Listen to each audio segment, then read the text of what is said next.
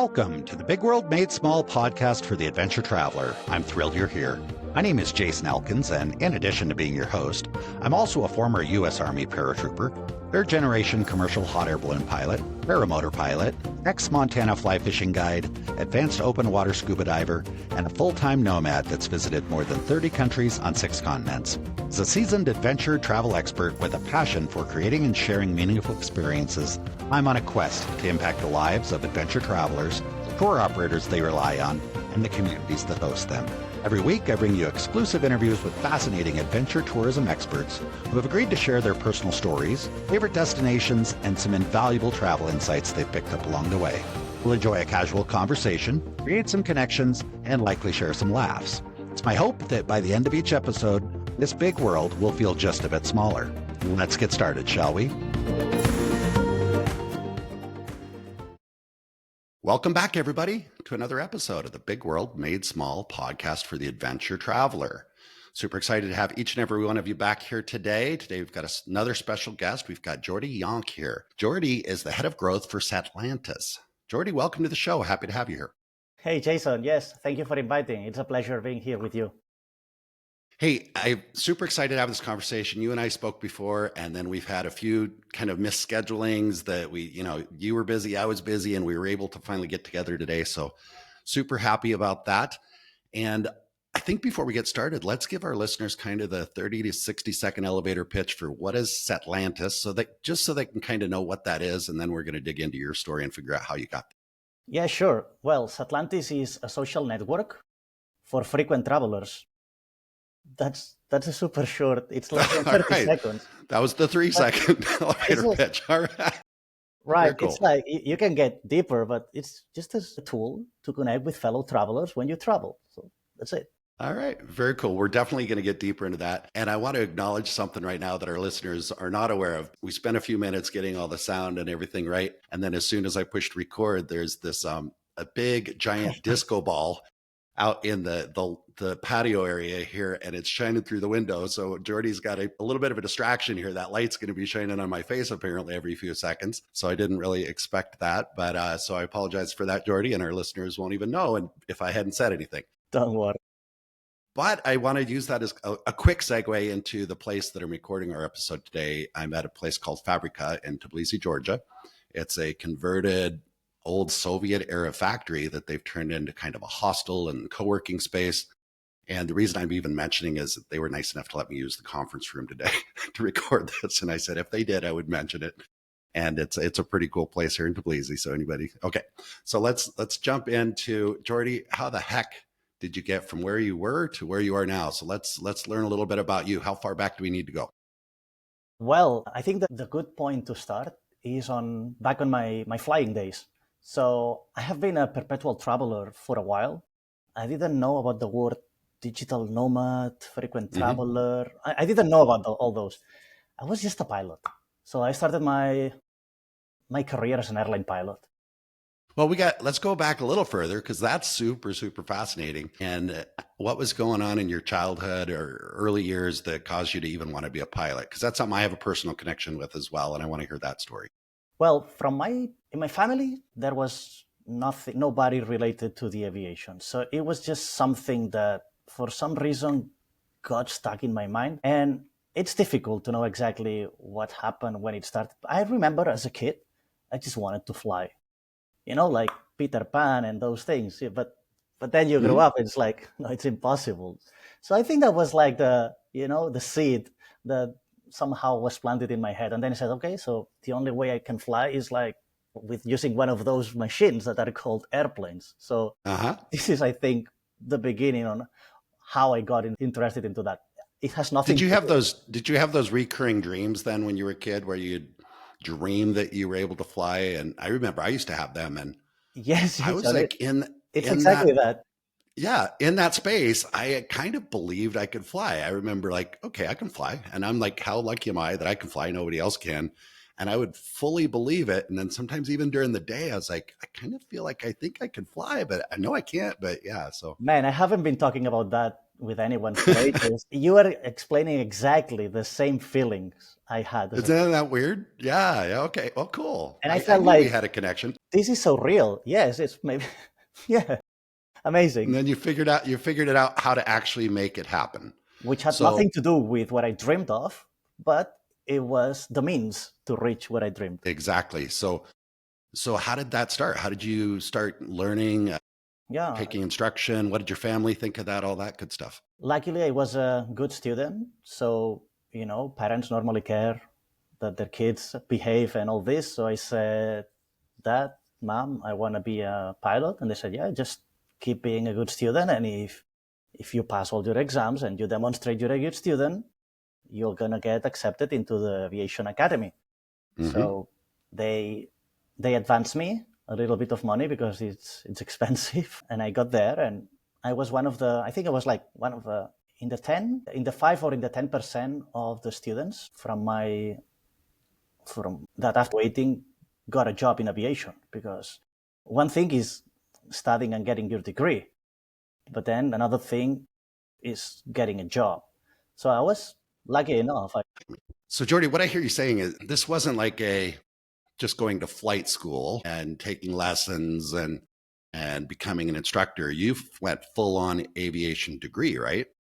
Yes. So, and before I graduated, because to get a degree in aviation, you can do two things. Just go to flight school, which is a couple of years, or you can get to aviation university, which is 4 years. And I was 18 years old, and I thought 2 years, it's not going to be long enough to be mature enough to fly a passenger aircraft. So I asked my parents, why don't we take this other route, which is university, which is more expensive because it's double the time. But Hmm. during those 4 years, I think I will be able to learn or acquire a little bit more of knowledge and feel more confident. And not only me, but the passengers for having such a young pilot. Sounds pretty responsible for an 18-year-old because most 18, I know myself included, most 18-year-olds like, I'm ready now. I know everything I need to know now. Just give me the keys, Dad. I'm going, that type of thing. So it Yeah, seems like a responsible decision. I think that's because of this, like my parents always supported me and said yes to everything I asked because I was just born old. I kind of like Okay. to say this. Yeah. Very cool. So should we talk about siblings? Did you have any siblings?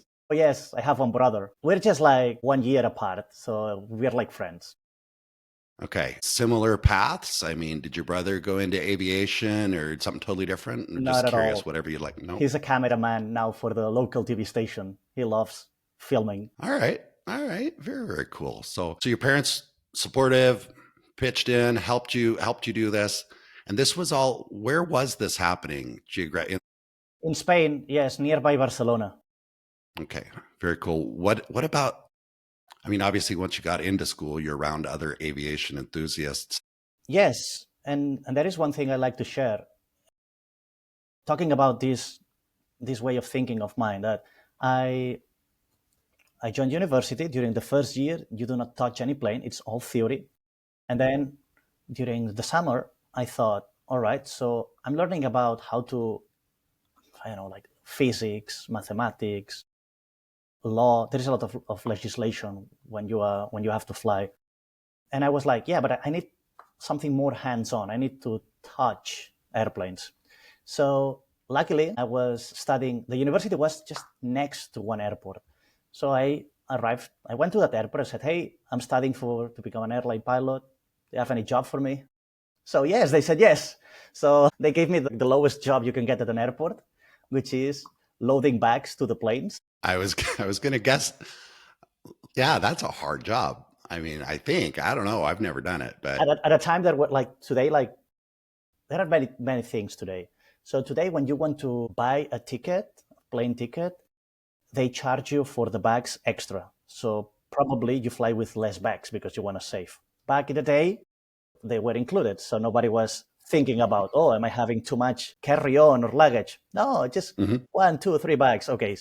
There weren't like these belts, electronic or electric belts that you put it there and then Mhm. it goes up to the airplane. No, no, no, no, no. You took it from the floor and you put it there. And no Wow. air conditioning. And of course, I got the job during summer because it was when the university stopped classes. So it was hitting. And I've heard that Barcelona is kind of warm in the summer, right? It is. And it was an airport next to the beach, like a very touristic spot. So it was full of tourists coming from all over the place with big bags, with a whole family trip. So yeah, that was my first job in the aviation industry. Actually, that prompts a couple questions that I have for you, because you said I wanted to touch the airplanes. I touched them. You got to from touch the the inside. airplane. So let's go back to, I'm curious, had you flown in an airplane before you signed up to go to school for 4 years to be an airline pilot? What exposure had you had that, related to that before you got into it? I think I just flew once. Very cool.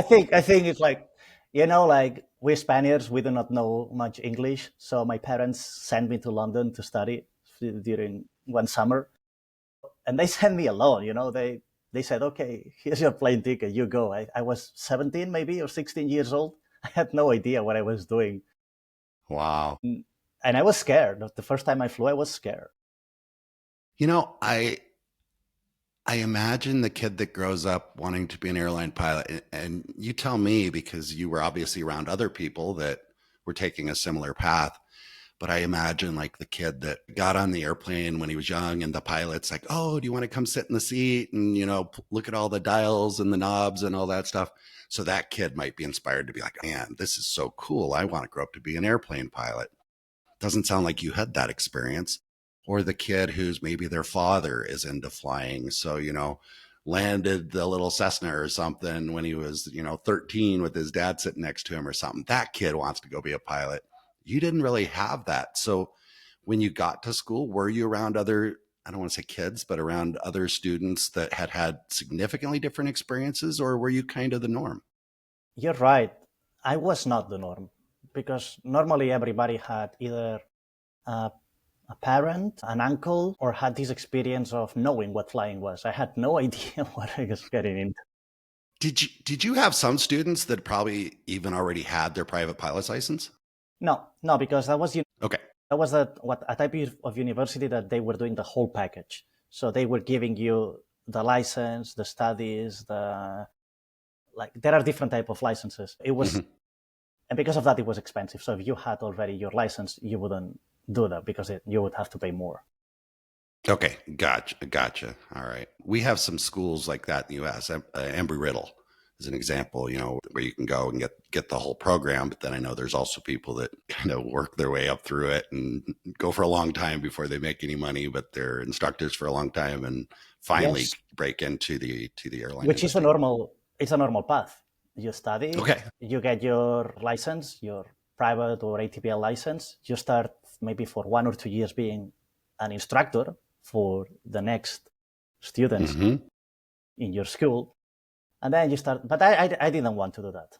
I didn't feel like I was, I don't know for what reason. I felt like instructing wasn't my thing. So I said, no, I'm here just to fly the planes, passengers planes. And I get that. I suspect that there's a lot of people that go that other route. And, I've just kind of heard that. I actually think it might be interesting to instruct for a while, but they do like hundreds of hours of instruction. And that to me just seems a little scary because you've got so much responsibility for these students. Eventually you're going to sign off on them to solo. And so I don't know, but I think, kind of skipped that. But then when you think, if you skip that part and you go directly to fly commercial, then the responsibility is like, what, 10? Well, 100 times more? You got a point.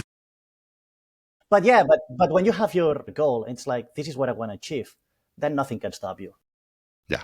All right. Very cool. Are you interested? I'm curious if you've had opportunities to be around other types of aircraft. I have a commercial pilot's license for hot air balloons, which is quite a bit different. So I had to learn some of the, regulations and navigation and weather stuff probably that you would have learned. But as far as managing the airplane, I have no idea, know nothing about that. And I don't even pretend to. But I remember I met a fighter pilot in Arizona, and I was telling him, I said, oh, I'm a pilot as well. It's kind of jokingly because he's a fighter pilot, right? And he says, oh, really? I said, yeah, I'm a hot air balloon pilot. And he looked at me and says, "Oh my gosh, I would never get in one of those things. They just scare me. I would never fly in a balloon." Look at that. I thought he's a fighter pilot, but whatever. So for a moment, I thought, I was kind of more that Top Gun guy, I had bigger cojones or whatever.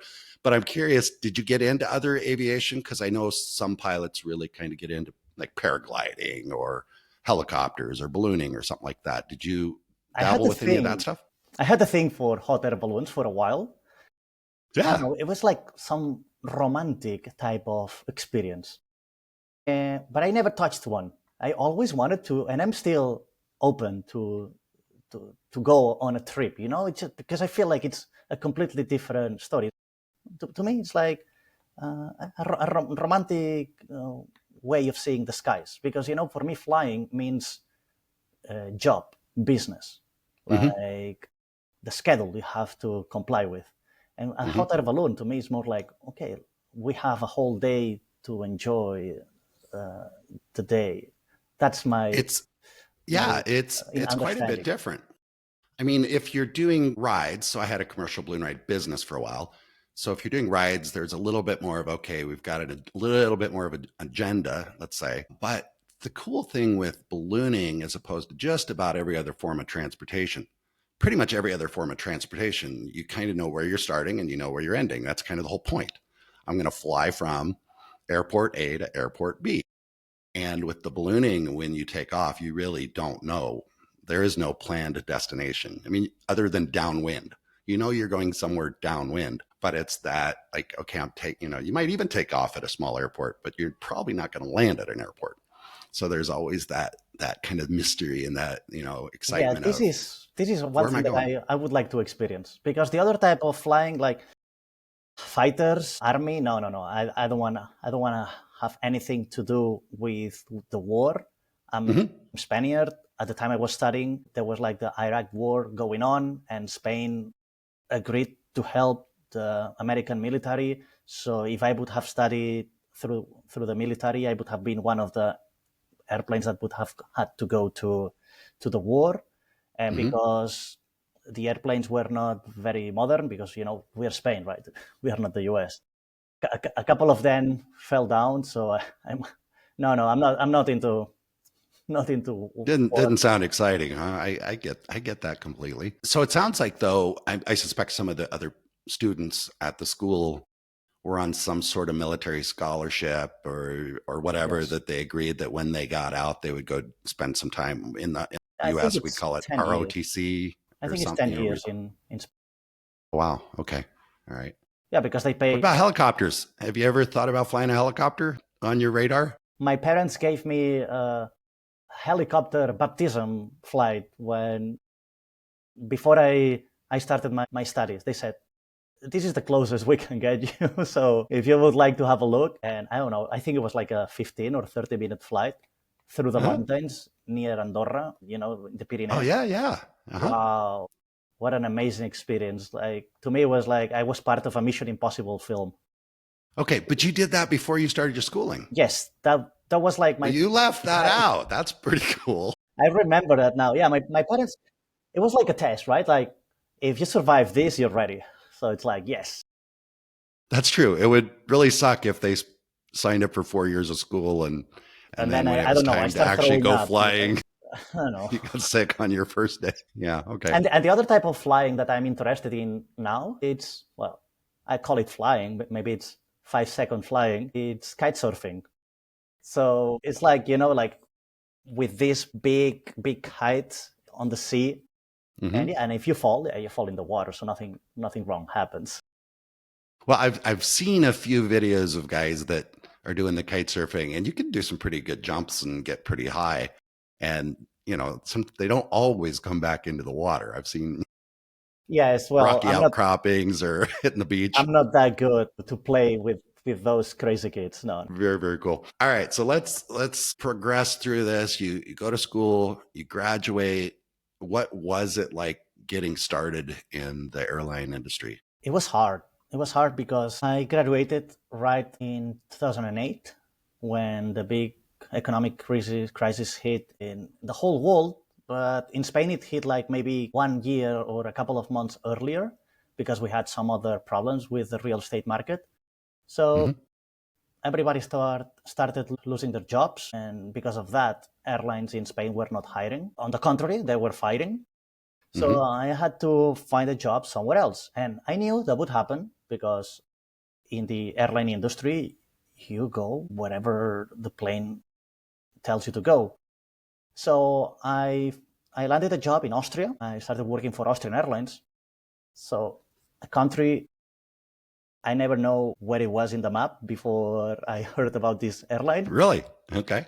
Yeah, I never left Spain, like traveled very little when I was a kid. So I was just 22 years old. I had no experience at all. And yeah, so I arrived there.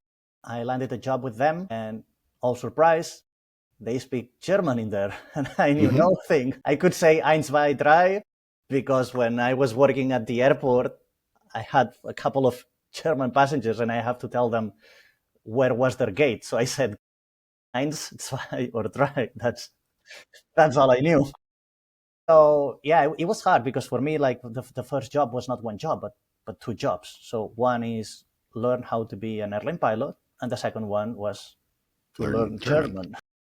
Actually, this is a question that I think maybe some of our listeners, I know I would like to know is, so if I just hear you say, okay, my first job, I went to work for an Austrian airline, they spoke German, I would think that sounds like, oh my gosh, that's dangerous. Why would they hire someone that doesn't speak German to fly an airplane in Austria or whatever? So what do you say to our listeners? Because my understanding is there's kind of the English is kind of the standard language. It is. In aviation, but at the same time, I suspect that when you're in the cockpit with a German pilot or an Austrian pilot, it's not all English. I mean, tell us, what is it? So, how does that play into it? There are like a couple of languages, like official languages in aviation. One is the most popular one is English, but then you have also Spanish and Chinese. So it's just based on number of people in the world speaking those languages. So it wouldn't make any sense for Chinese pilots to speak English because it's like they are the whole population, most of the population of the world, or the Spanish speaking population. So I think like number of speakers, the first one is Chinese, then Spanish, and then it's English. So it wouldn't make sense to try to change a whole community. Now, with that being said, then you go to small countries like Austria, with just 8 million inhabitants, 7 or 8 million inhabitants. Yes, they speak the same language as Switzerland and Germany, but it's still a small community. So just because of the regulation, it's in English, all books, all documentation, everything, all manuals, all circulars, everything is done in English. But that being said, if you are an Austrian sitting next to an Austrian with all your stewardess that are Austrians, it's weird to speak in English with this community. So there's no rule that says you can only speak English, Spanish, or Chinese in the cockpit. It's just that the official, like when you're communicating with air traffic control. There are rules. There are rules. So, and there are specific phraseologies in the cockpit when you talk to the pilots, or when you talk in the cabin when you talk to the stewardesses. You do not have like an informal conversation like you and I are having here. We first agree on a set of words and sentences that we are gonna use to refer to one thing or the other. And all of us need to learn these words, these sentences. Even if you go to the level of pronunciation, we Spaniards have a different accent than you or than Austrians. So when you study the sentences and the procedures, you also study how to pronounce them so all of us sound nearly the same. Because all of those communications normally take place over the radio, and radio loses a lot of the character, the accent. So we have to make sure that the words that we're using are, when I'm speaking it, I have to make sure that when you're listening it after thousands of kilometers, weird or bad radio communications, you still know exactly what word I'm saying. So we have all these procedures in place. Then, if you're in the cockpit and it's like a 2-hour flight, then you have everything under control, and because there's always like 2 or 3 pilots, then and you want to say, I don't know, because he's your friend or because I don't know, you know about his family, you can ask, hey, how are you doing? How is your wife doing? Or those things. There is no phraseology of that. And those things, normally, you say it in the language you feel most comfortable with. So if he's Austrian and you live in Austria, man, you got to learn Austrian. So were they resistant to you if two Austrian pilots showed up and you're assigned to the crew and they see you and they're like, oh, it's that Spanish guy again, you know, not because of you, but just did you feel some resistance to the local pilots, No, or was it just it's just a normal thing? Airlines are international crews, so yeah, it's something that even it's enriching.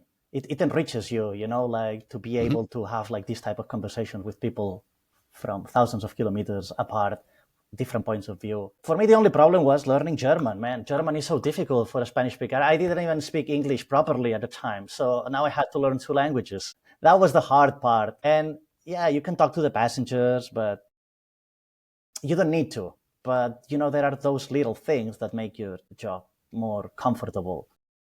So, yeah. So how long did you work for that airline? I worked for 7 years, and it Okay. was a long time for me. It was my first. I'm so grateful that they gave me this job without speaking their language, without it being from their country. So I will always be grateful. There were moments of stress, but in the end, I have to be grateful. Well, you know, since you brought it up, moments of stress, I think a lot of us, you know, are just kind of curious. Like, we don't have to go into anything you don't want to go into, but share with us some insights into the life of a commercial airline pilot, because it sounds pretty glamorous to some people, and other people might think, oh my gosh, that just sounds so mundane and so routine. So share some insights, because I know there's somebody out there listening that's thinking about signing up for a 4-year college degree in aviation or taking flight lessons. So what would you share with them? Well, first of all, if you have heard or if you have seen any movies like Catch Me If You Can, you know, Leonardo DiCaprio, or I don't know, The Flight, or just bear in mind that this is fiction. We are not in the 60s anymore, being an airline pilot. And there is this joke, you know that there are like Boeings and there are Airbus flights, you know, the brands of the planes. So there is this joke that when you're an Airbus driver, you're just a bus driver, Airbus driver. It's a bus. It's like this long tube, you know, with lots of seats. The only difference is that. But Boeing's not the same. I mean, help us understand that. It's the same. I mean, I understand the play on words, but yeah, you can only make the joke with Airbus, but it's the same. Okay. It's the same. Of course, the complexity is like maybe 10 times higher than driving a bus, because if the bus stops, okay, you just stop on the side road. If the plane stops, you cannot stop it. So there is more complexity. But today, you know, with flights, low cost, low fares airlines, and even new companies, new airlines competing with each other to get you board their plane. How much does a flight cost today? You can buy flights with 10 euros, $10, the cheapest one. I don't tend to run across those often, but I do know that, especially in Europe. I think sometimes you can see that. Even if I tell you $100 for a 1-hour flight, it's still cheap. Yeah. How does this apply to glamour for the crew? Well, it's impossible now to have this glamorous lifestyle anymore.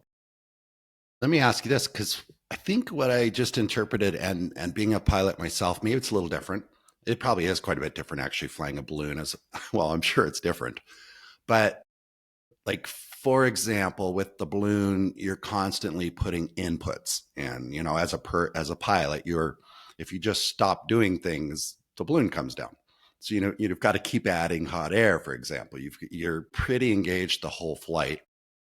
I'm imagining that with the airplane, especially large commercial airlines, I guess where I'm going with this is I feel like I want the pilot to know what to do when things go wrong. Like, I don't think necessarily there's well, I don't know. You tell me.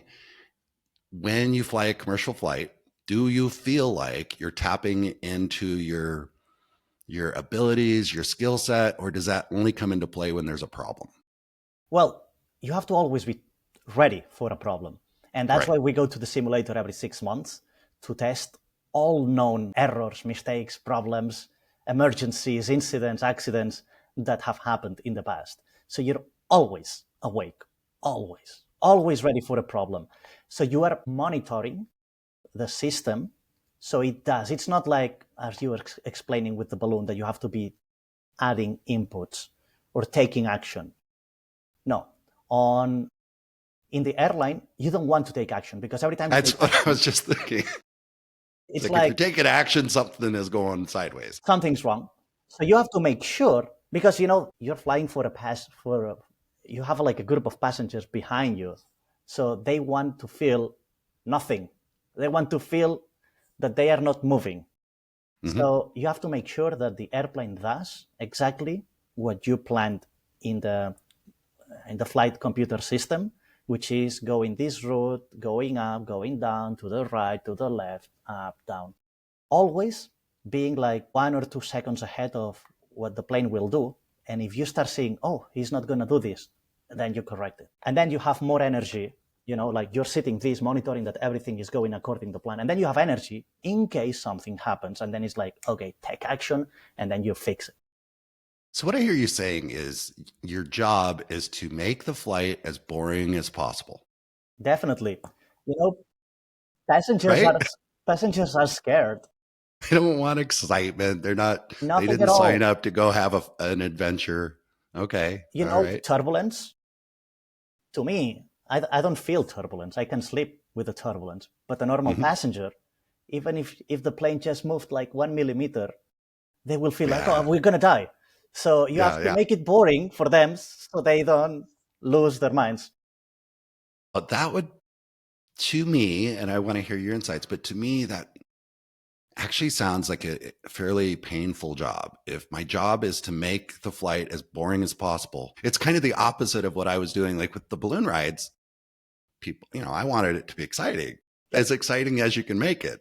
Yep. So I was constantly looking like, okay, what can I do to make this more exciting? And it sounds like you were kind of on the opposite end of it. So yes, because I used to fly for passengers, and my passengers' safety and well-being was my top one priority. So to me, a successful flight was the one that you didn't feel it happened. That nobody even remembered the flight, right? It's just exactly. Like, if they remember it, it was a bad thing. Exactly. Right? Because it was, maybe for you it's exciting because like, wow, yes, we went right, we went left, we avoided this big cloud, or we jumped. No, they don't know, because you in a balloon, you have all the time the perspective of where you are. You can look left, right. In a plane, this is a bus. You're in a tube. Yeah, it's a tube. You see nothing, so you're scared. So it's like the fear of the unknown. That's what happens. So let me ask you this. If you could make the same, if you could make the same money flying a smaller plane, maybe that does sightseeing flights over the Grand Canyon, or bush pilot in Alaska, if you could make the same amount of money, have the same lifestyle, would pilots prefer to go do that stuff that's a little bit more interesting? Or do most pilots just kind of like the routine? And what are your thoughts? I mean, I know you can't speak for everybody, but I'm just curious. So, well, first of all, for the audience, forget about making a lot of money being a pilot, okay? If you want to make money, I don't know, you go work for the financial market or something. But that used to be a thing, but it's not anymore. It's like, consider being a pilot, an airline pilot, like, I don't know, like a surgeon, like a doctor, a medical doctor, surgeon. So you can make good money, but because you're working a lot under a lot of pressure. So good money is I don't know, like how much? 100K a year, K a year. To me, that's not good money. If you want to make good money, you do something else. So the type of pilots that they go to this example of flights that you said, like maybe smaller planes doing like sightseeing, those are more adventurous type of jobs that maybe you are making, I don't know, 50K, 100K if you're lucky a year, but then you feel like you are in a perpetual vacation. So it depends on the type of experience you want to to have. To me, being an airline pilot gave me a lot of drive, a lot of organizational skills, and without the need or without the downside of being in the military. Because in the military, you get order, you get control, but you never take action. You're always following orders. In the commercial airline industry, you can stop whenever you want if you don't feel like it. So it depends on how you are or who do you want to become. To me, I liked having the skills of being able now to, all these skills that I learned by being like a commercial airline pilot. It's not only the boring part of following orders, but of understanding how those orders are created. So now I am capable in my new job. I can create standard operational procedures based on what I learned on how you make decisions that can save lives. And now I don't have to save lives, but I know how the decisions that you make in one type of industry can help you set your standards for business. It's only, I'm applying this to business because we're talking about a job here, but you can apply it to any part of your life that you want. So it depends on who you are, who you want to be, what feels better for you at any time of your career. All right. Well, let's discuss that. Let's discuss the transition, because you said you were with the airline in Austria for 7 years, I believe you said. So walk us into getting a little closer to Satlantis, and so we can discuss that. Right. So I was a traveler as an airline pilot. I just didn't know. So I went to I discovered many new countries, new cities, and most importantly, new cultures. So with that, I started building or creating my own personality of like, I'm Spaniard, I'm Catalan. So, we are very close-minded. We have only our own set of rules. So I started opening and broadening my understanding of the world. And from there, I was so lucky. I landed I don't know, like to go to Satlantis, to reach the Satlantis job, which is where I'm now. I had to learn something else because I knew a lot about cultures, because Satlantis is a social network for travelers, for maybe perpetual travelers, sovereign individuals, like these people that is very aware of what's going on at a macro level. But for me to be able to land a job in this type of company, as I work at growth, as you discussed before, but I had nothing. I had no idea what growth was in a startup. I know about travel. So before this, I spent 10 years. So between my aviation job and Satlantis, I spent 10 years launching, scaling startups and working with corporations that were integrating startups. So I had like this transition that helped me understand how online businesses are made and how online business scale, to the point of hyper growth, which was an amazing journey. Exhausting, very exhausting. So, and the same way I started. Why is that? Tell us more about that. What is it that makes it exhausting? Is it just the nature of startups, or tell me more? A startup, right? For the listener that has maybe heard the word startup but never thought deeply what the meaning of startup is. A startup is, like you have companies, you have like businesses, like you can open like a cafe, a restaurant. This is not called a startup. This is called a business. Mm-hmm.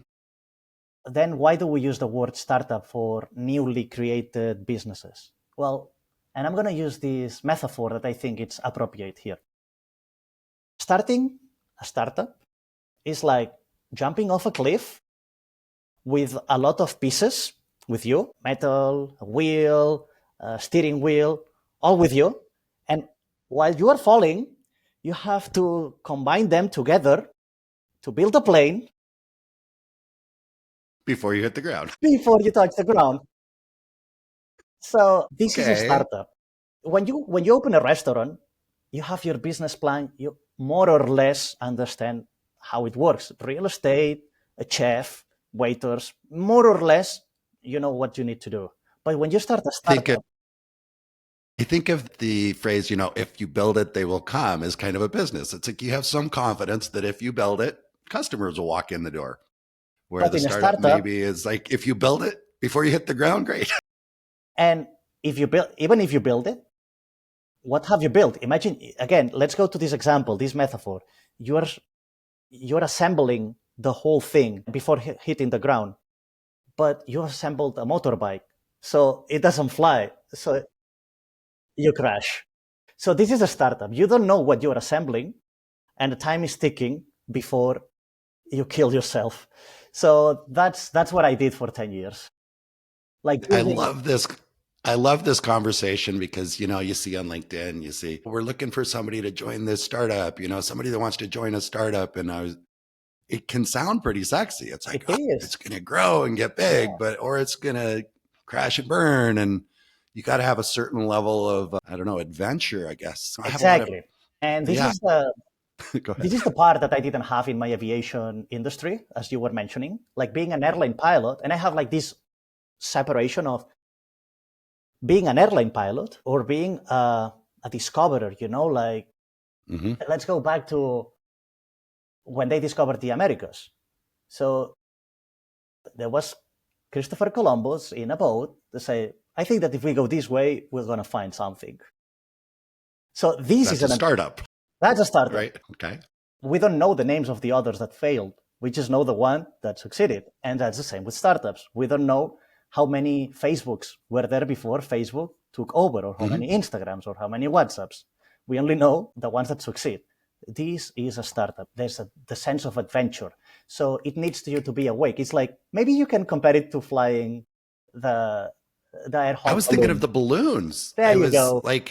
Because I mentioned you take off at the beginning and you don't know where you're going. And the phrase I was used to kind of tell them, share was, I don't know where I'm going, but I have faith in my ability to figure it out along the way.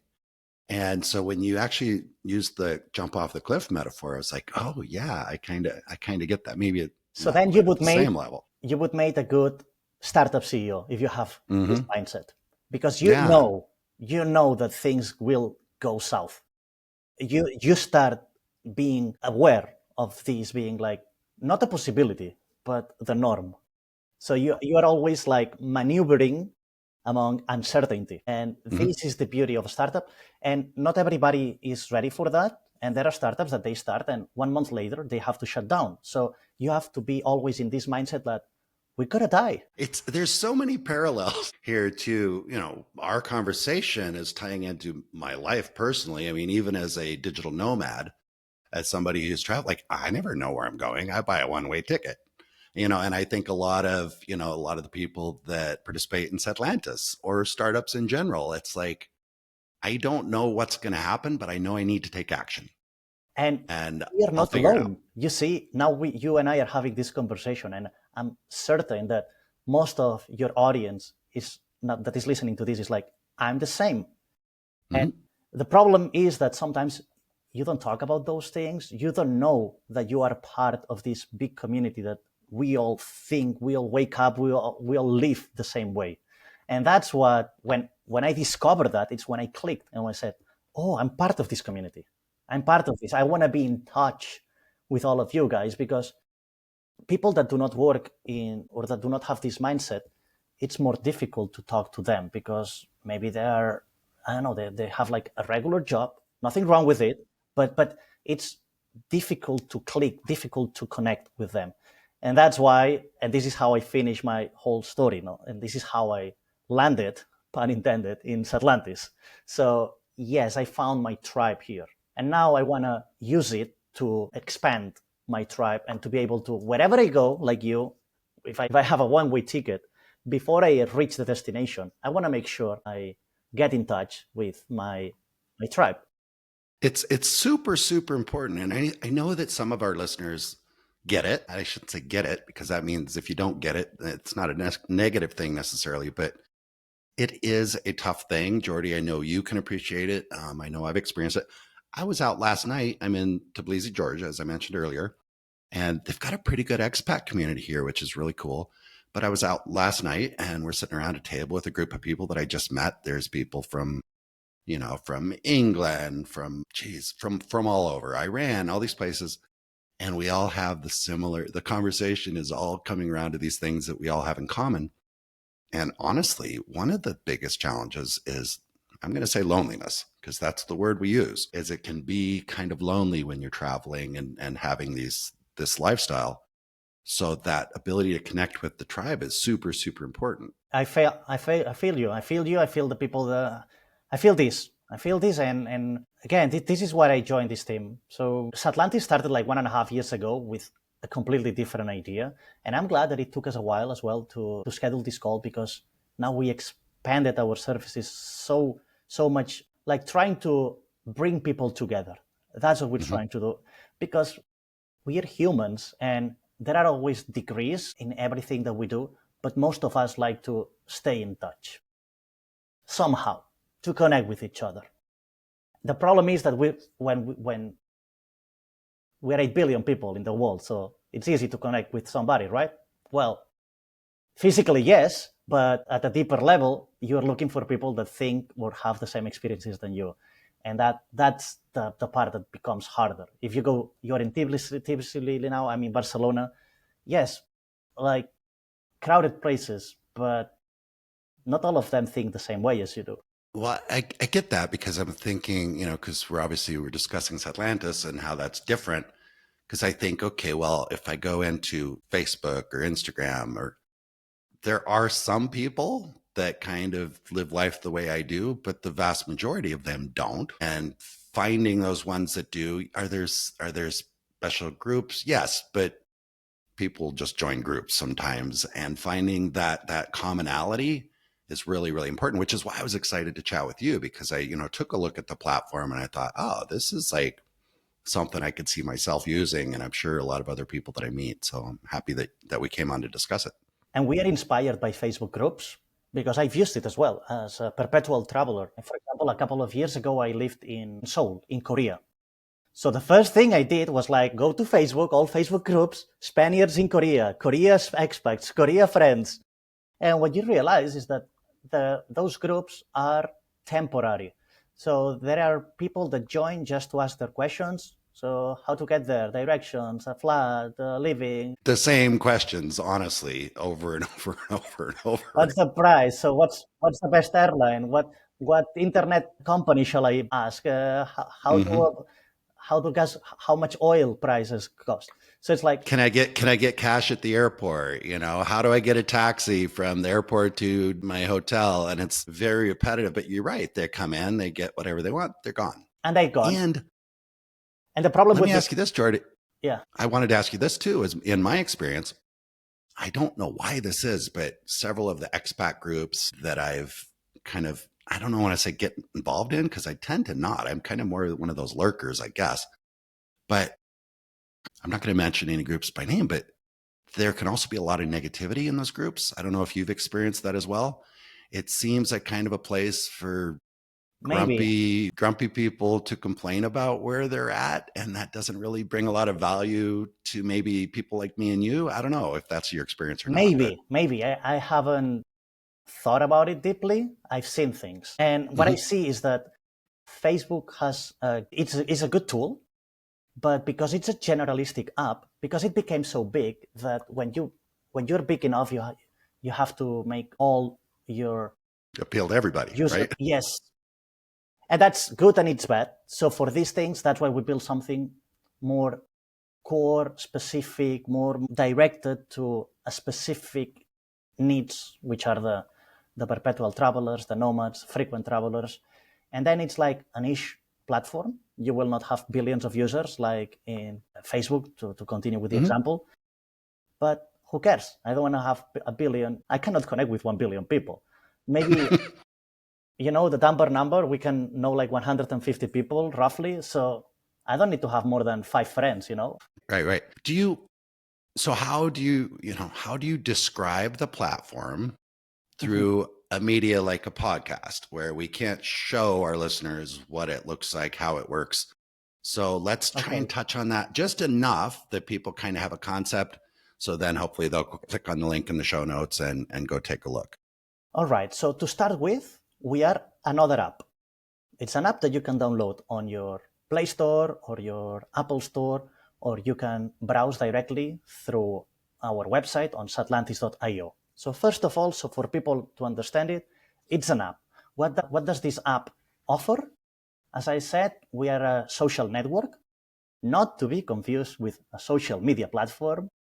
You're not going to see reels or stories like on TikTok or in Instagram that will suck your energy and you haven't realized no doom scrolling no on doom Satlantis. scrolling. Okay, cool. No I should download it right now. Yes. So we are a tool for you to meet other people. Social media, it's a very good tool for amplification and for discovery, but normally the things that you see are not related to your geography. Maybe you see fun videos of cats or memes or whatever that make you happy for a while, but then it's like there is no direct input. Satlantis, whatever the algorithm wants to put in front of you, whatever they think is going to keep you on longer. Yes, yeah. Exactly. So, like social media platforms are competing with Netflix or with the cinema or with any sports activities that you would do. It's like they are competing for your attention, so you stack there. We are not this type of tool. We are a tool that maybe you use once a week or twice a week. So it's a tool for you to discover places and people in these places. So you download it, and yes, you will see a feed. So when you download the app or when you log in to the website for the first time, we will ask you a couple of questions. Hello, Jason, what do you like? You like travel? You like this type of food? You like this type of restaurants? You like this type of activities? So we're going to create a profile. And based on that, this profile is called the social graph. We are using a technology that is not ours, that it's open source, that there are many other apps on the App Store that use the same profiling, meaning that everything that you do on Satlantis, you are not just doing it for Satlantis. You can then bring it with you to a dozen apps then that will use the same thing. So you create like this social graph. Then based on that social graph, you'll see a feed of things that people post that we believe will be interesting to you because you told us what you like.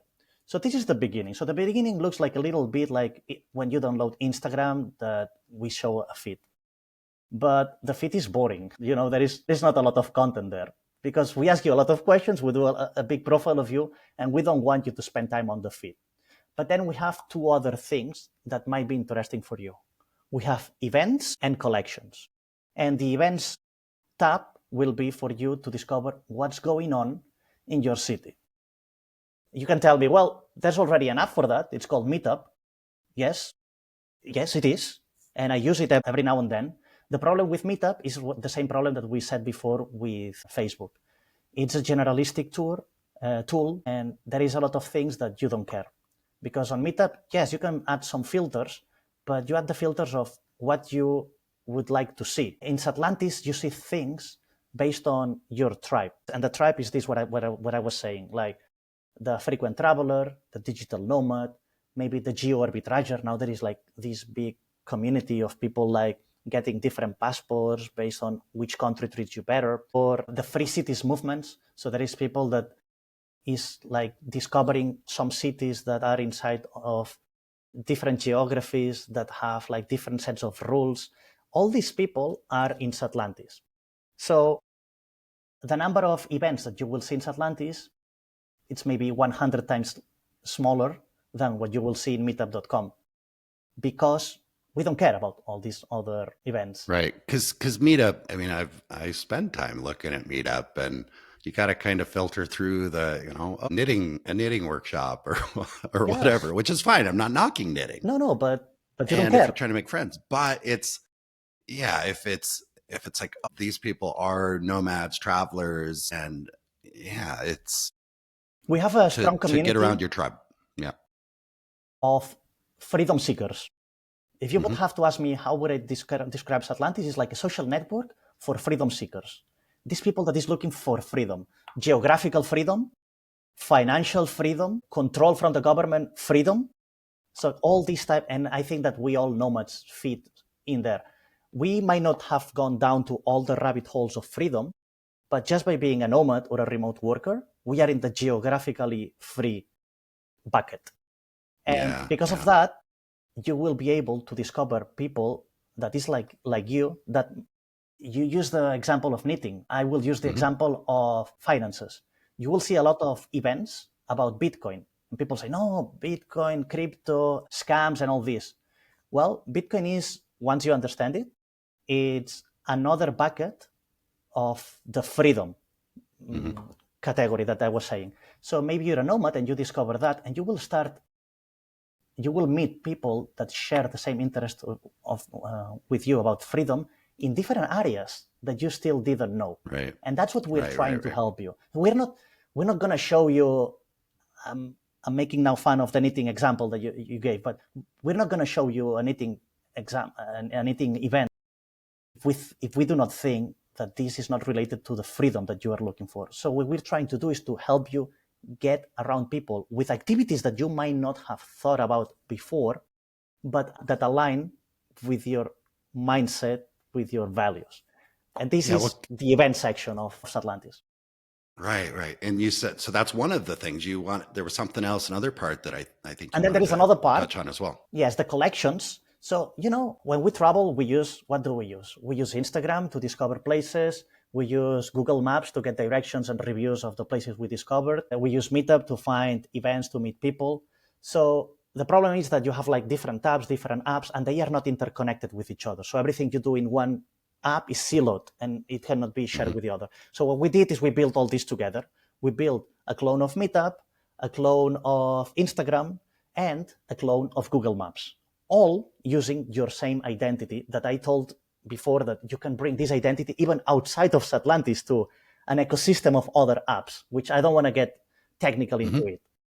So the other feature that we have is like this map, and it's not a clone of Google Maps, meaning you will not see all the places in Google Maps, but you will see the places that like-minded people like you would like to see. Oh, that sounds great, yeah. And because it's all using the same social graph, the reviews that you will see in this co-working in Sibley that you are today will be from other friends of yours that have been there. Because why do you care about the reviews of a random person that he put on Google Maps? If you don't know this person, you don't know his tastes, you don't know if he's into traveling, so why would you care?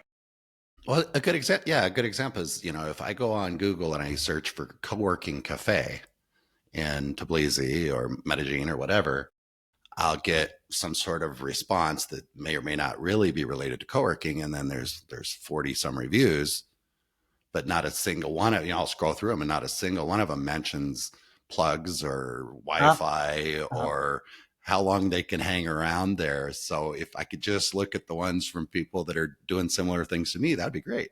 And that's what we've built. I like it. And this is why our core audience are like these frequent travelers, normally nomads or remote workers or freedom seekers, that they care about that. Do I need to bring my charger because there will be plugs, or does it matter or not? And those like when you have those three things combined, then you can build a whole network of it. And then of course we have chat. You can talk to people. You can, if you're an event organizer, you can organize events.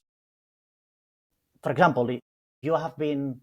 This is a new thing that we launched like a couple of weeks ago, the collections, because you have the map, but the problem with the map is that there's a lot of places. So we launched collections, so you can save in a city, like, I don't know, you can create an itinerary of your most recommended co-working spaces. Maybe for you, I don't know, maybe you arrived in a new town, and you don't know where to go.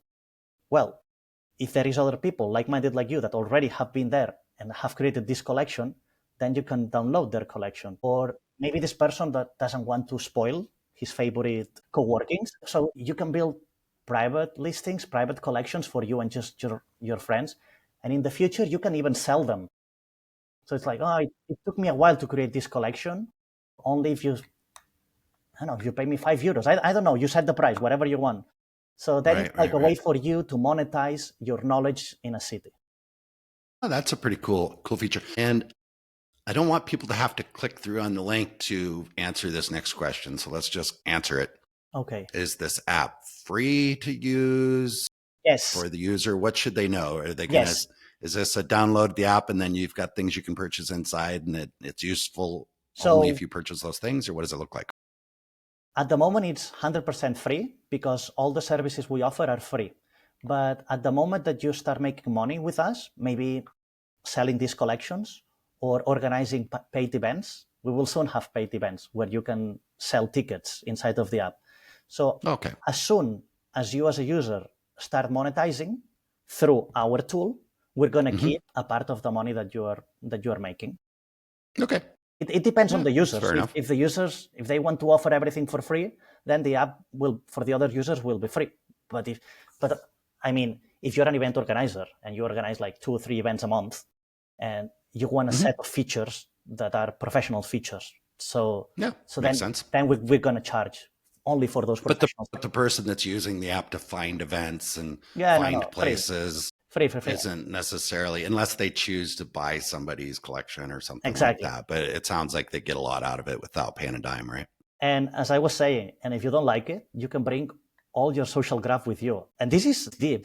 This is profound. So imagine that you could download, let's use the example now of Twitter. Imagine you could download all your profile with all your messages. That you can do now in Europe because of some regulation. But imagine that if you could also download your likes. So who liked all your comments, all your posts that people do, and all your follower list and following list.